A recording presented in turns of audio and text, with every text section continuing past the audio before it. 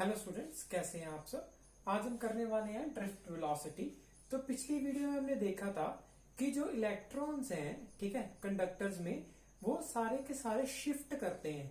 ठीक है, कोई एक इलेक्ट्रॉन पर्टिकुलर मूव नहीं करता, पूरा का पूरा जो इलेक्ट्रॉन क्लाउड है कंडक्टर में वो शिफ्ट करता है। ठीक है, तो उस शिफ्ट को जानने के लिए हम एवरेज वेलोसिटी निकाल लेते हैं सभी इलेक्ट्रॉन्स की, जिसे हम कहते हैं ड्रिफ्ट वेलोसिटी। ठीक है, तो आज हम ड्रिफ्ट वेलोसिटी का ही फॉर्मूला ड्राइव करेंगे। जो ड्रिफ्ट वेलोसिटी है, जो इलेक्ट्रॉन क्लाउड का मोशन कह सकते हैं हम। ठीक है, जो इलेक्ट्रॉन क्लाउड का मोशन है वो किस चीज पे डिपेंड करता है, किन फैक्टर्स पे डिपेंड करता है। ठीक है, ताकि हम उन फैक्टर को काउंटर कर सकें और अपनी कंडक्टिविटी को इंक्रीज या डिक्रीज कर पाए। ठीक है, तो बेसिकली ड्रिफ्ट वेलोसिटी क्या है? इट्स एन एवरेज वेलोसिटी,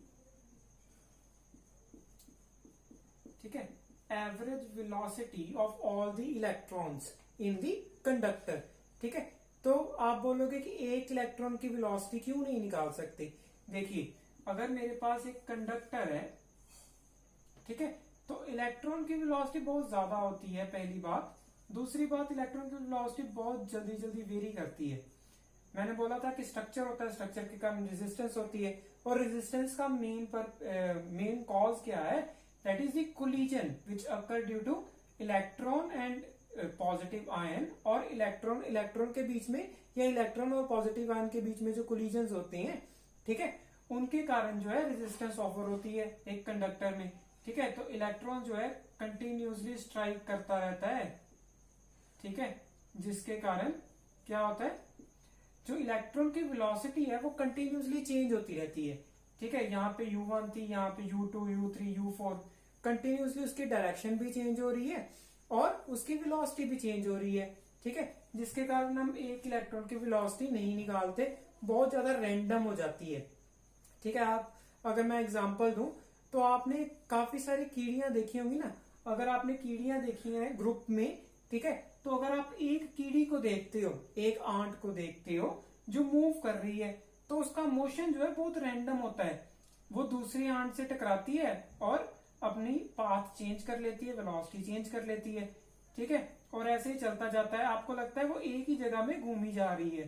ठीक है, बट अगर आप पूरे ग्रुप को देखो, ठीक है, पूरी कीड़ियों के ग्रुप को देखो, तो आपको पता चलेगा जो पूरा ग्रुप है वो किसी एक पर्टिकुलर डायरेक्शन में जा रहा है। ठीक है, तो एक पर्टिकुलर काम कर रहे हैं वो, आपको तब एक पूरे ग्रुप को देख के पता चलेगा, एक कीड़ी को देख के आपको नहीं पता चलता। ठीक है, इसीलिए हम एक इलेक्ट्रॉन को कंसिडर नहीं करते, क्योंकि उसकी इंपॉर्टेंस ही नहीं है। ठीक है, तो क्योंकि वो लगेगा कि रैंडमली एक जगह पे मूव करी जा रहा है। ठीक है, तो इसलिए हम ग्रुप को लेते हैं। जब हम ग्रुप को लेते हैं तो हम एवरेज वेलोसिटी निकालते हैं हमेशा, क्योंकि काफी सारे वेलोसिटीज है उसमें। तो एवरेज वेलोसिटी को हम ड्रिफ्ट वेलोसिटी कहते हैं और वीडी के सिंबल से रिप्रेजेंट करते हैं। ठीक है, निकालते कैसे हैं एवरेज? आपको पता है, वेलोसिटीज को सम कर देते हैं। ठीक है, और जितनी वेलोसिटीज हैं, जितने नंबर ऑफ वेलोसिटीज ली हैं, उसके साथ डिवाइड कर देते हैं। ठीक है, तो ये मेरे पास क्या आ जाता है? एवरेज वेलोसिटी आ जाती है। ये एवरेज वेलोसिटी का फॉर्मूला है मेरे पास। ठीक है, तो ऐसे ही मैंने ड्रिफ्ट वेलोसिटी निकालनी है। तो अभी v1, v2, v3 या vn तक जितने भी वेलोसिटीज हैं इलेक्ट्रॉन्स की, वो क्या है? फाइनल वेलोसिटीज है। ठीक है, फाइनल वेलोसिटी का मतलब है जब हमने पोटेंशियल अप्लाई किया है। ठीक है, पोटेंशियल अप्लाई किया है जिसके कारण इलेक्ट्रिक फील्ड आई है। इलेक्ट्रिक फील्ड के कारण इस इलेक्ट्रॉन को क्या हुआ है? फोर्स लगी है। ठीक है, फोर्स के कारण क्या होता है? एक्सेलरेशन लगती है। ठीक है, इलेक्ट्रॉन को एक्सेलरेशन लगी है। एक्सेलरेशन के कारण जो पहली इसकी वेलोसिटी थी, मान लो इनिशियल वेलोसिटी, वो u1 थी। ठीक है, अभी एक्सेलरेशन के कारण वेलोसिटी इंक्रीज हो गई या डिक्रीज होगी, डिपेंडिंग अपॉन कि पहले इलेक्ट्रॉन किस डायरेक्शन में जा रहा था। अगर इलेक्ट्रॉन इस डायरेक्शन में जा रहा था तो फोर्स भी इसी डायरेक्शन में लगेगी और वेलोसिटी इंक्रीज हो जाएगी।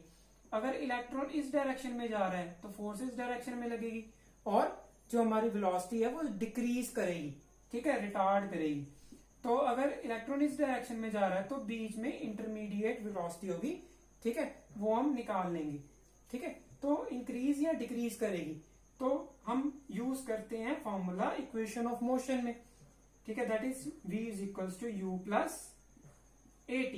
ठीक है, इसमें u क्या है, इनिशियल वेलोसिटी, v क्या है, फाइनल वेलोसिटी। अभी अगर आपने फॉर्मूला ध्यान से पढ़ा हुआ है, ठीक है, तो आपको पता होगा यहां पर एक कांस्टेंट होता है, ठीक है, u इनिशियल वेलोसिटी होती है जो इनिशियली किसी ऑब्जेक्ट या इलेक्ट्रॉन के पास थी, ठीक है, v क्या है, final velocity after time t। ठीक है, t टाइम के बाद जो वेलोसिटी है इलेक्ट्रॉन की वो कितनी होगी, that is we called final velocity. ठीक है, किस t टाइम के बाद, इस t टाइम के बाद। ठीक है, तो आपको पता चला ये इक्वेशन कितनी इंपॉर्टेंट है और कितना इंपॉर्टेंट है इसकी इंटरप्रिटेशन आपको पता होनी चाहिए। ठीक है, अगर आपको इंटरप्रिटेशन नहीं पता तो आप सीधा टाइम को यहां लिखोगे, सभी जगह एक ही फॉर्मूला पुट कर दोगे। ठीक है, बट ऐसा नहीं है। देखिए अभी u1 v1 a कांस्टेंट है, a सेम है, ठीक है, क्योंकि फोर्स सेम है, इलेक्ट्रिक फील्ड सेम है ना, तो इलेक्ट्रिक फील्ड के कारण फोर्स लग रही है, दैट इज इलेक्ट्रोस्टैटिक फोर्स, जो क्या होती है Q इंटू E।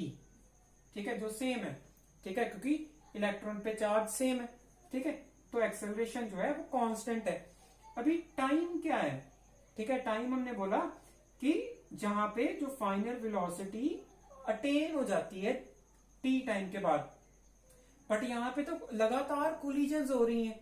ठीक है, इलेक्ट्रॉन लगातार कोलाइड कर रहा है, चाहे कोई भी इलेक्ट्रॉन मैं पकड़ लूं वो लगातार कोलिजन सफर कर रहा है। ठीक है, तो क्या होता है, हम क्या कहते हैं कि अगर मेरे पास ऐसे कुछ, मैं एग्जांपल से आपको बताता हूं। ठीक है, अगर इलेक्ट्रॉन यहां से मेरे पास आ रहा है u1 वेलोसिटी के साथ, तो यहाँ पे इसको फोर्स लग रही है। ठीक है, फोर्स के कारण एक्सेलरेशन प्रोड्यूस होगी। ठीक है, जिसके कारण यहाँ पे इसकी जो वेलोसिटी हो जाएगी v1 हो जाएगी। अभी ये कोलिजन सफर करेगा, यहां से टकरा के यहाँ से टकरा के यहाँ से टकरा के यहाँ। ठीक है, अभी देखिए यहाँ पे जो इसकी वेलोसिटी है वो फिर से u1 होगी या कोई भी u2 होगी। ठीक है, v1 नहीं ना रही, क्योंकि ये जो कोलिजन हो रही है वो इलास्टिक कोलिजन नहीं है, वो इन इलास्टिक कोलिजन है। ठीक है, अगर इलास्टिक कोलिजन होती तो वेलोसिटी v1 रहती, डायरेक्शन चेंज हो जाती। इन इलास्टिक क्यों है, आप पूछ सकते हो मुझसे कि आपने इन इलास्टिक कैसे इतने कॉन्फिडेंस से बोल दिया कि जो कोलिजन है वो इन इलास्टिक है। मैं इसलिए बोल रहा हूं क्योंकि हमने इंसुलेटर में जब देखा था पिछली वीडियो में कि इंसुलेटर में जब हम करंट पास करवाते हैं तो इंसुलेटर हीट अप हो जाता है। क्यों हीट अप हो जाता है, इसी की वजह से जो कोलिजन है वो इन इलास्टिक है। ठीक है, जब इन इलास्टिक कोलिजन होती है तो क्या होता है, एनर्जी जो है वो पॉजिटिव के में शिफ्ट हो जाती है कुछ, और कुछ जो है वो इलेक्ट्रॉन ले जाता है। ठीक है, तो जो एनर्जी पॉजिटिव पे शिफ्ट होती है उसके कारण क्या होता है, पॉजिटिव आयन जो है वो वाइब्रेट करने लग जाता है। ठीक है, जब कोई चीज वाइब्रेट करने लग जाती है वो फिर हीट प्रोड्यूस करती है। ठीक है, तो आपने देखा ही होगा हीट कैसे प्रोड्यूस होती है, वाइब्रेशन से। ठीक है, जितनी ज्यादा वाइब्रेशन होगी उतनी ज्यादा हीट होगी। ठीक है, तो इसीलिए मैं बोल रहा हूं ये कोलिजन जो है वो इलास्टिक नहीं इन इलास्टिक है। ठीक है, तो इन इलास्टिक कोलिजन के कारण फिर से यहाँ पे वेलोसिटी चेंज होगी और यहाँ पे एक पर्टिकुलर टाइम में, ठीक है, फिर से वेलोसिटी यहाँ पे v2 होगी। क्यों, क्योंकि यहाँ पे फिर से एक्सेलरेट हो रहा है या डी एक्सेलरेट हो रहा है, इधर फोर्स लग रही है। ठीक है, तो जो इलेक्ट्रॉन है उसकी वेलोसिटी फिर से चेंज हो गई। तो यहाँ पे टाइम क्या लिखे हम, तो हम यहाँ पे टाइम लिखते हैं जो रिलैक्सेशन टाइम। ठीक है, हम न्यू इंट्रोड्यूस कर रहे हैं वर्ड, इसको हम बोलते हैं टाउ, ये ग्रीक लेटर है। ठीक है, इसको क्या बोलते हैं हम, रिलैक्सेशन टाइम। ठीक है, तो रिलैक्सेशन टाइम में ही जो वेलोसिटी है वो इनिशियल से फाइनल की ओर शिफ्ट कर रही है। रिलैक्सेशन टाइम अभी क्या है, दो कोलिजन्स के बीच में जितना टाइम है उसे हम बोलते हैं रिलैक्सेशन टाइम। जब इलेक्ट्रॉन रिलैक्स है, कोई कोलिजन सफर नहीं कर रहा, उसे हम बोलते हैं रिलैक्सेशन टाइम। ठीक है, तो इन दो कोलिजन्स के बीच में इलेक्ट्रॉन रिलैक्स है, ठीक है, और कंटिन्यूसली एक्सेलरेट कर रहा है, जिसके कारण उसकी वेलोसिटी जो है वो v तक शिफ्ट हो जाती है। जब वो कोलिजन सफर कर जाता है उसकी वेलोसिटी फिर से चेंज हो जाती है। ठीक है, दैट इज u3। ठीक है, फिर से वो एक्सेलरेट करता है और फाइनल वेलोसिटी v3 आ जाती है मेरे पास। ठीक है, तो इसीलिए यहां पे क्या आता है, रिलैक्सेशन टाइम टाउ। ठीक है, तो जिसे हम टाउ1 बोल देते हैं for a particular electron. Okay, तो आपको समझ लग गया कि ये इक्वेशन कैसे बन रही है। ठीक है, ये इक्वेशन बहुत इंपॉर्टेंट है, इसमें ही काफी सारे स्टूडेंट्स गलती कर जाते हैं। ठीक है, तो वैसे हम v2 के लिए बना लेंगे, that is u2 a tau 2। ठीक है, v3 के लिए u3 प्लस a टाउ 3। ठीक है, अप टू vn के लिए un plus a tau n। Okay, अभी इसको हम पुट कर देंगे यहां पे। ठीक है, तो मेरे पास एवरेज वेलोसिटी क्या आ जाएगी, that is u1 plus a tau 1 plus u2 a tau 2 plus up to so on un plus a tau n by n। ठीक है, अभी देखिए, अभी मैं ब्रैकेट्स को खोल दूंगा। जब मैं ब्रैकेट्स को खोल दूंगा तो मेरे पास क्या होगा, मैं यूज को अलग कर लूंगा, that is u1 plus u2 plus up to so on un, इसको मैं अलग कर लेता हूं और a को यहां से कॉमन निकाल लूंगा और tau 1 plus tau 2 plus tau n तक अंदर आ जाएगा मेरे पास। ठीक है, ये मैथमेटिकल सॉल्यूशन है। ठीक है, ये आप कर सकते हो। तो मेरे पास ये टर्म आ गई, अभी मुझे इसे सॉल्व करना है। ठीक है, तो अभी क्या आएगा, देखिए ये क्या है, ये मेरे पास एवरेज इनिशियल वेलोसिटी है।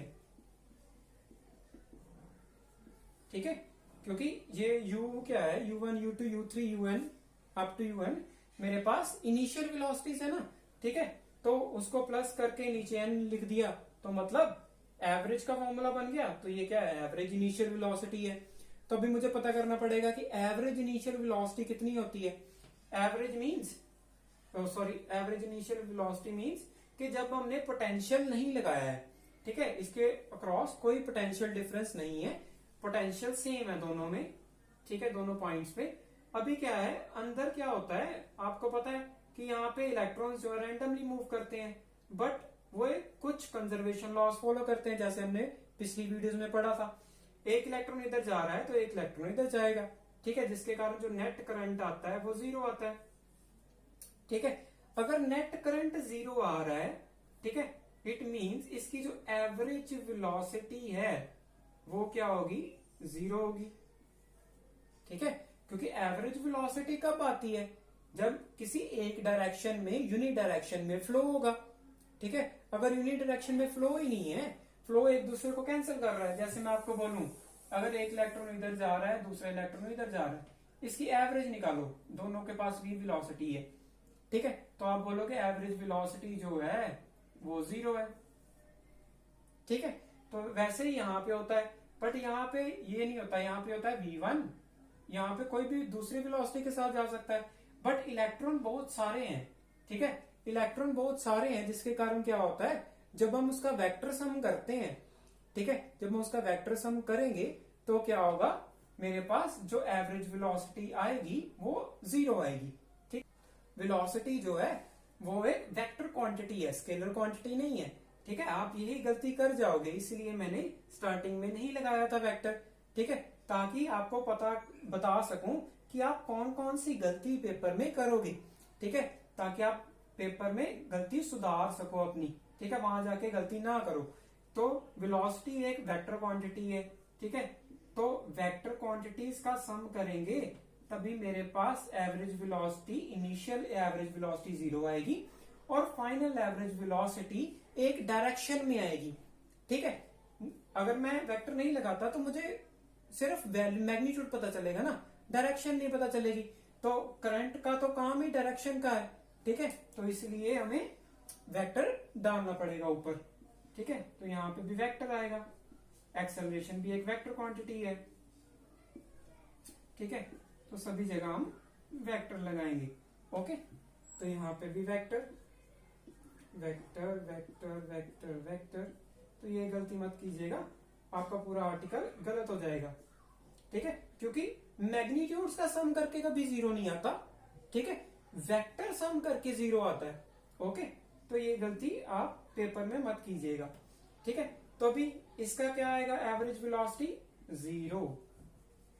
ठीक है, तो हमारे पास क्या बचा, हमारे पास ये वाली टर्म बची। ठीक है, तो ये वाली टर्म हम सॉल्व करते हैं। मेरे पास क्या बचा, V D is equals to a tau 1 plus tau 2 plus up to so on tau n by n। ठीक है, तो ये क्या है मेरे पास, इसे मैं बोल देता हूं एवरेज रिलैक्सेशन टाइम। ठीक है, एवरेज रिलैक्सेशन टाइम, तो मेरे पास क्या आ जाता है, ए टाउ। ठीक है, एवरेज रिलैक्सेशन टाइम को मैं टाउ से रिप्रेजेंट कर देता हूं। ओके, तो अभी मुझे क्या निकालना है, अभी मुझे एक्सेलरेशन निकालनी है। ठीक है, कि एक्सेलरेशन की वैल्यू कितनी है, एक्सेलरेशन कैसे आएगी, मुझे पता है न्यूटन लॉ से, फोर्स क्या है, मास इनटू एक्सेलरेशन। तो यहां पे इलेक्ट्रॉन को कौन सी फोर्स लग रही है, इलेक्ट्रोस्टैटिक फोर्स लग रही है। ठीक है, जो फोर्स कितनी है, Q इंटू ई। अभी Q कौन सा चार्ज है, इलेक्ट्रॉन है ना। ठीक है, तो यहाँ पे क्या आ जाएगा, माइनस ई, क्योंकि इलेक्ट्रॉन पे नेगेटिव चार्ज होता है। ठीक है, और फोर्स जो लग रही है इलेक्ट्रॉन पे, ठीक है, वो इलेक्ट्रिक फील्ड के ऑपोजिट डायरेक्शन में लग रही है ना। इलेक्ट्रिक फील्ड तो इस डायरेक्शन में है, जो फोर्स लग रही है वो ऑपोजिट डायरेक्शन में लग रही है, इसलिए ये नेगेटिव साइन है। ठीक है, तो पता चला आपको नेगेटिव साइन क्यों है। तो यहां पे मैं फोर्स की वैल्यू पुट कर दूंगा, दैट इज ई। ठीक है, एम ए। तो मेरे पास एक्सेलरेशन की वैल्यू आ जाएगी माइनस ई बाय एम। ठीक है, तो ये एक्सेलरेशन की वैल्यू मैं यहां पुट करूंगा, तो मेरे पास ड्रिफ्ट वेलोसिटी की वैल्यू आ जाएगी, that is e tau by m. ठीक है, तो ये नेगेटिव साइन मुझे क्या बता रहा है, ये नेगेटिव साइन मुझे बता रहा है जो ड्रिफ्ट वेलोसिटी की डायरेक्शन है वो इलेक्ट्रिक फील्ड के ऑपोजिट है। ठीक है, अगर मैं इसका मैग्नीट्यूड निकालना चाहूं तो मेरे पास क्या आ जाएगा, ई टाउ बाय एम। ठीक है, और कोई भी क्वेरी है आपको इस वीडियो में तो कमेंट सेक्शन में आप पूछ सकते हैं, और कोई भी सजेशन देना चाहते हैं वो भी आप मुझे कमेंट सेक्शन में दे सकते हैं।